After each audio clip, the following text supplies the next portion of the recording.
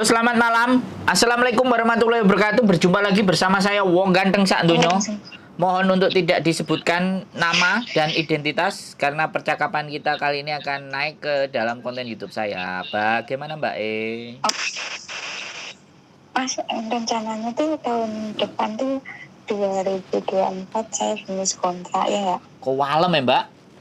Suaranya kok Iya, iya rencananya tahun depan tuh saya udah finish kontrak 2024 ya nggak? siap. Terus lanjut. Terus apa itu rencana tuh mau balik sini. Lepas tuh kalau mau ke sini lagi tuh ceritanya itu gimana? Ceritanya gimana?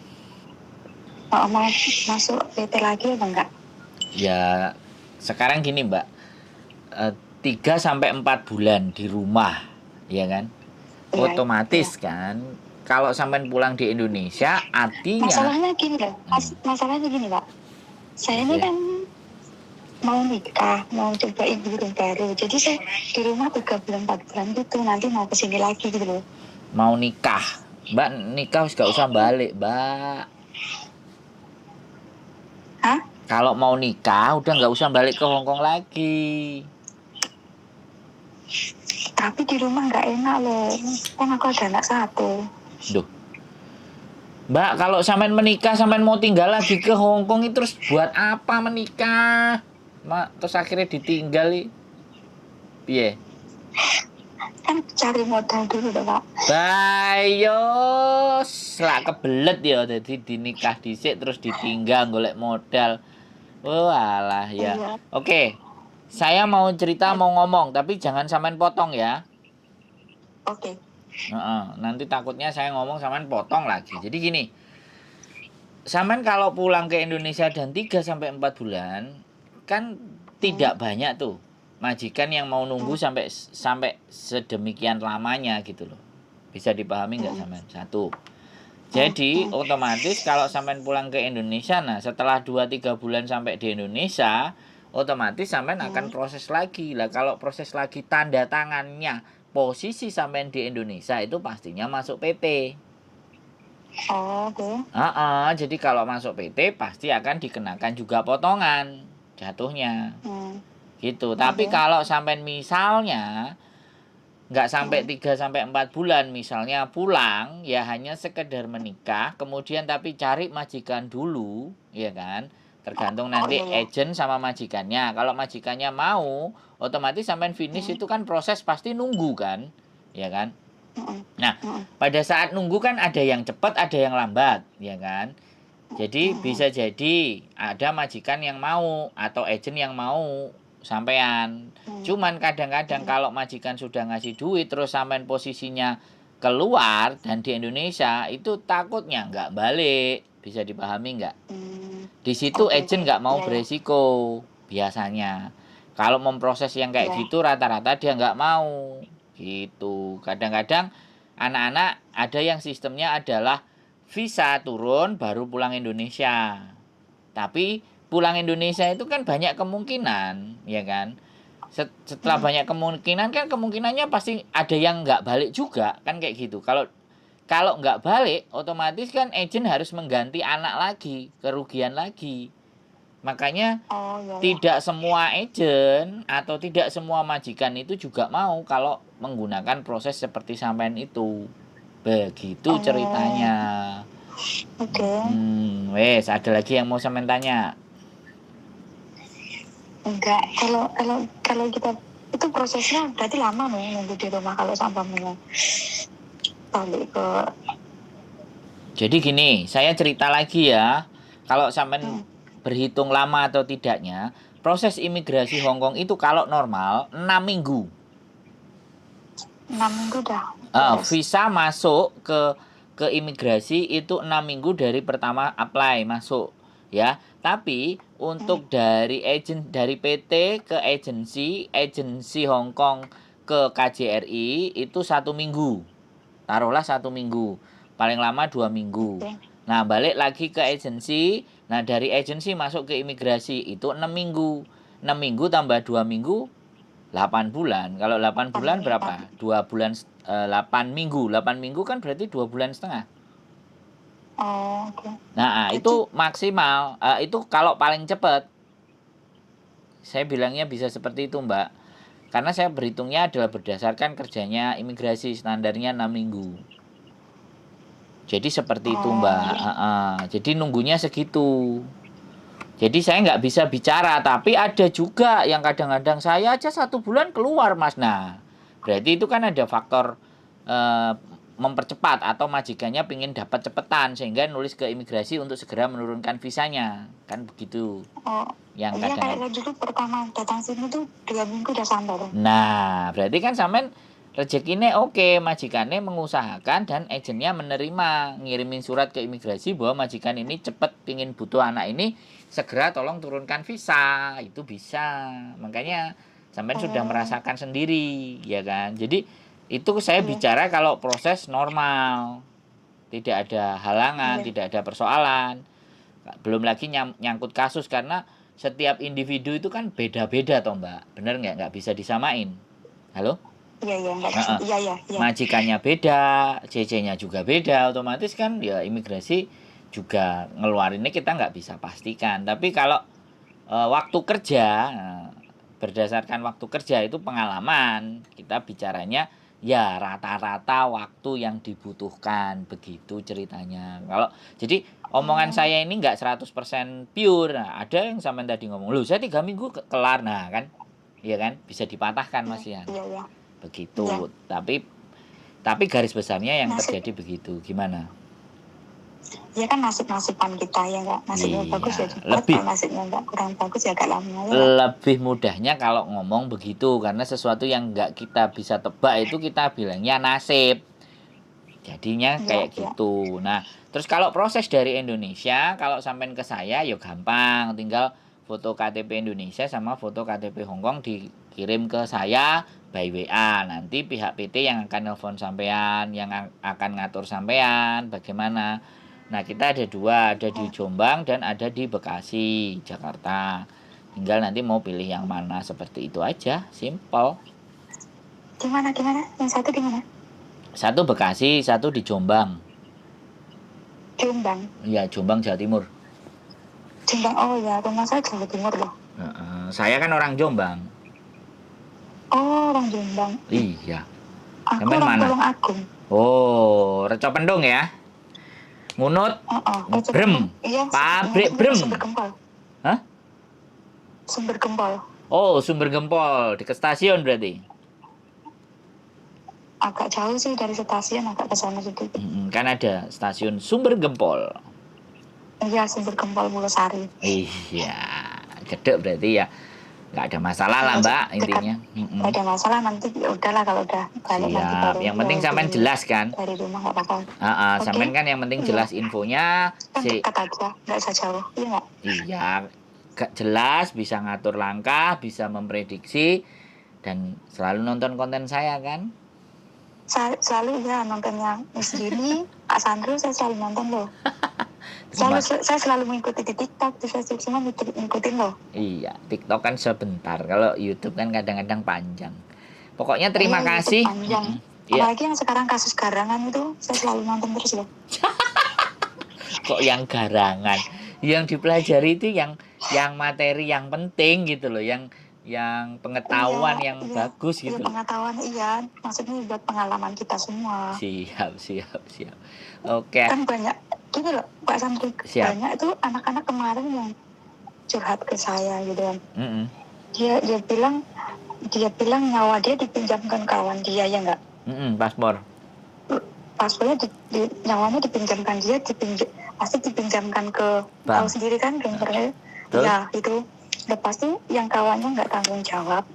Lepas itu dia bilang udah sampai nunggak $100 katanya.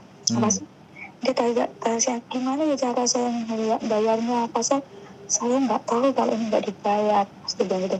Ya saya nggak tahu kalau kayak gitu tuh, makanya jangan dipinjamkan nyawanya.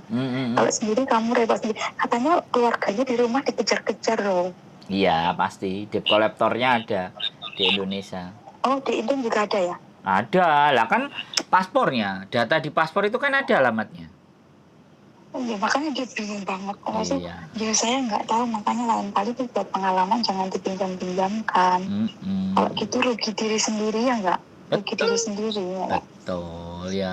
Dia nangis-nangis nggak tolong saya bisa bantu apa? Saya cuma bisa doain ya nggak? Ya suruh nonton konten loh, suruh cerita sama YouTuber.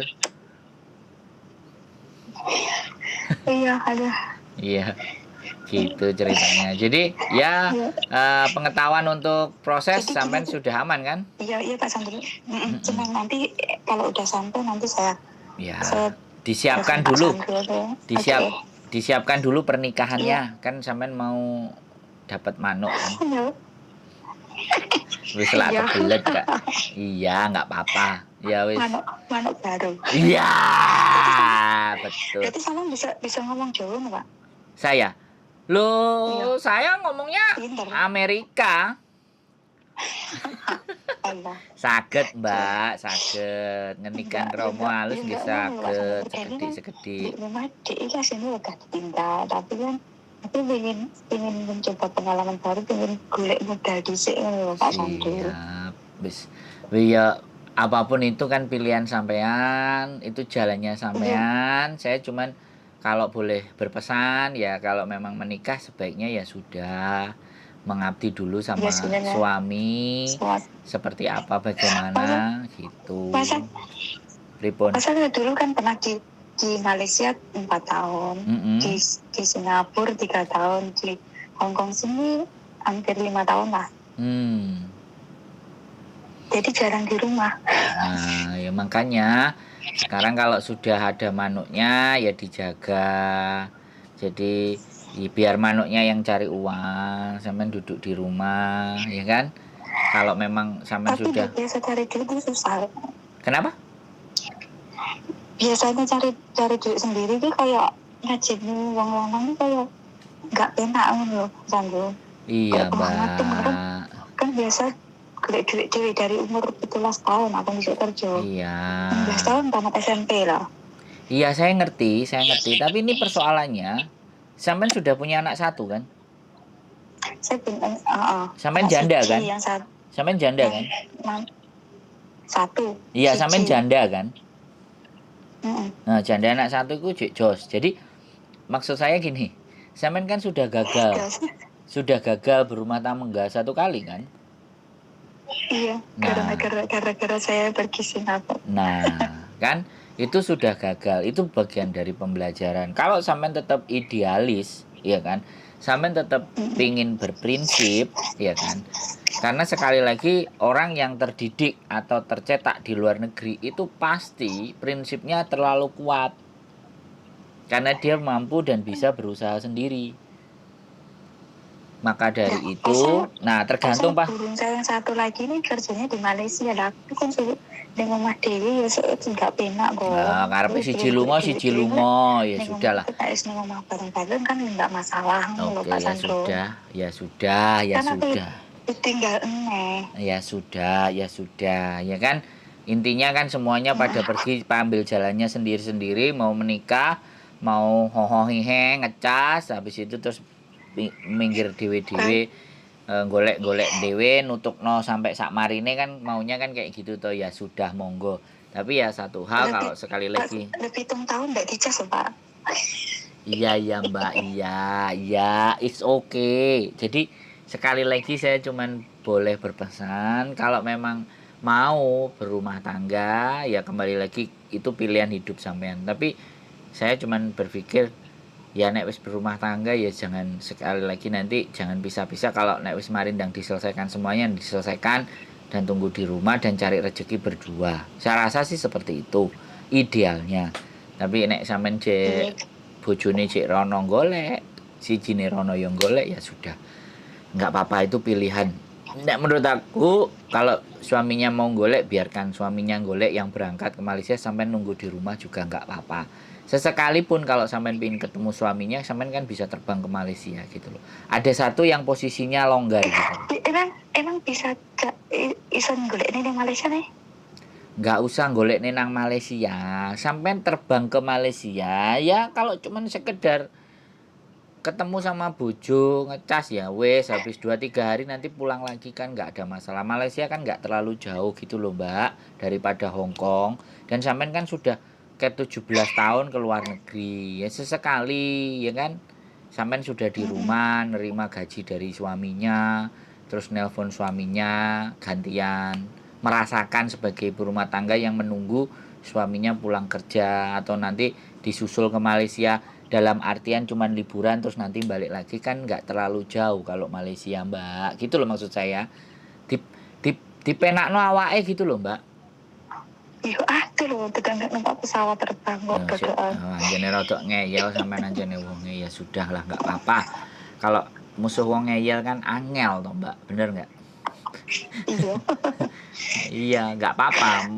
Perhitungannya teman-teman atau perhitungannya anak-anak itu dan semua dan teman-teman semuanya itu memang beda-beda.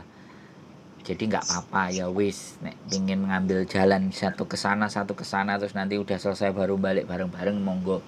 It's okay, Iya nggak kan ada gitu. masalah. Tapi Guys, balik ini ngomong tenang dia modalnya omah baru karena nyantai. sekali gini loh Mbak, aku bilang kalau sampean itu yang dikejar adalah rezeki, apalagi modal, nggak tekan. Sampean mau Iya, mau bener. kerja 20 dan 25 tahun itu nggak tekan. Tapi kalau sampean meyakini bahwa sampean bisa jadi istri, sampean percaya dengan rezekinya suami, sampean menjalankan tugas dan kewajiban istri sebagaimana mestinya, ketenangan itu muncul, rezeki kebuka. Itu kalau saya loh ya. Itu prinsip saya. Iya. Karena sampean sudah bekerja keras sejak usia 17, sejak muda, sejak kecil, jadi seolah-olah menerima kenyataan hidup dan tidak memegang uang dalam jumlah yang lebih besar, sampean jadi berpikir, "Nah, kok kayak butuh ini apa? Kok butuh kayak ini apa? Kayak butuh ngono piye?" Kan gitu tuh. Itu sesuatu yang manusiawi, setiap wanita kan seperti itu manusiawi. Makanya kenapa dari sejak kecil ibu saya mengajari saya untuk tidak mencari uang atau tidak menguasai uang atau tidak mengejar uang yang besar, tapi kalau jadi orang belajarlah yang pinter, carilah pengetahuan dan berbuatlah baik. Itu kalau orang tua saya ngajarin ke situ. Karena uang, dengan kita punya pengetahuan, kita banyak berbuat baik, itu jatuhnya bejo gitu loh, untung. Bejo, wong bejo itu, wong sugih kan kalah karo wong bejo. Kan ngomongnya kayak gitu. Nah, kabegjan, kebaikan, kebejoan, jadi keberuntungan, itu lahir karena akumulasi perbuatan baik. Itu kalau saya meyakini ya, sekali lagi aku bukan tausiah atau bukan apa, tapi aku coba berbagi. Jadi dari kecil memang bapakku selalu bilang, bapak biyen kate sekolah nggak punya duit, nggak bisa bayar, makanya kamu besok belajar dan sekolah sing gak perlu bayar. Aku udah nggak punya bapak loh Pak. Iya, sampean mesti, soalnya sampean nek dijak omong mesti golek selah, golek sesuatu yang memang pada fakta dan kenyataan memang sampean gak duwe bapak. Ya aku ngerti, tetapi pembelajaran itu kan ada karena sampean berdiri di atas kaki sendiri dan bisa berusaha sendiri tanpa orang lain. Jadi keakuan dan prinsipnya itu kuat gitu. Dan kalau itu terus, itu bukan membuat sampean merasa lebih bahagia. Ya sampean jadi wanita tangguh, sampean wanita jadi sukses, tapi jerone rada hampa kropos. Apa yo kok uripku kok koyo ngene-ngene ae. Kok sing tak ubur iki jane yo opo. Akan muncul pertanyaan-pertanyaan seperti itu di dalam keheningan dan kediam dirian sampean. Dan suatu saat itu pasti akan terbersit. Sampai kapan koyo ngene? Aku bukan hendak untuk membaca pola berpikir ya, Mbak. Jadi ketika kita ngobrol dengan orang, kemudian dia menimpali. Kita ngobrol dengan orang lagi, dia menimpali. Jadi dia berusaha membalikkan itu dan menyampaikan bahwa aku gak koyok ngono kok. Aku iso kok. Aku oke kok, aku fine. Tapi pada dasar dan dalam sisi relung hati yang di paling dalam itu juga bertanya, kok koyok ngene-ngene ae uripku gitu. Iya bener. Nah, Kayak nggak ada kan dia enak ya rumah rumah misi kayak batin kayak nggak enak senengnya nah, ngejar kan? duniawi. Betul. Dengan sampean ngomong itu kebaca, Mbak, buat saya. Karena saya mendengar, merespon. Itu bukan dukun loh ya saya. Ahli nujum. Dukun Kayak cabul. dukun. Dukun cabul. Jadi dari apa yang keluar dari mulut, itu apa yang dipikirkan di kepala. Jadi kalau kita terbiasa dengerin, maka kita berusaha membaca karakter. Kalau sudah memahami karakter, sehingga kita bisa, aku harus ngomong apa ke mbaknya. Nah, kan kayak gitu tuh. Formula apa yang aku sampaikan. Jadi seperti itu. Makanya teman-teman semua punya masalah telepon ke YouTuber Hongkong. Jadi saya rasa pembahasan kita memang menarik, tapi sudah jauh dari tujuan dari awal. Tujuan dari awal kan tujuannya sampai nanya proses. Ya. Tapi begitu nanya proses tapi sampai melebar dan sampean pun juga mau mendengar, saya mengucapkan terima kasih karena bojoku di sebelah wis emeh ngorok-ngorok. Nek tak tutupno dhek lo langsung bengak kan. Nah, jadi sekali lagi itu saja. Nanti kalau ada sesuatu boleh hubungi saya, boleh WA saya. Oke? Terima kasih ya Pak Sandra. Ya, salam buat manuknya yang baru ya. Sehat selalu ya. Ya, sehat selalu. Yoi, waalaikumsalam warahmatullahi wabarakatuh. Oke teman-teman, manuk. Sudah ngomong 7 tahun ya mas. Oke, sekali lagi serba-serbi, rupa-rupa. Keep stay tune my YouTube channel. Bojoku ndeleweh-ndeleweh, ngorok. Pengen kelihatan di layar. Sehat selalu semuanya. See you, bye-bye.